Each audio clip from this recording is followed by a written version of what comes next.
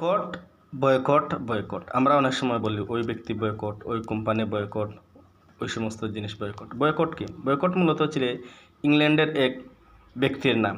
সেই ব্যক্তি ছিল খুবই জমিদার এবং কৃষিকাজের ক্ষেত্রে খুবই চড়া এবং সে মানুষ রেখে তার কাছে কর্মচারী রেখে কৃষিকাজ করাইতো এবং লোকটি ছিল খুবই জালিম, মানুষের উপর খুবই জুলুম অত্যাচার করতো।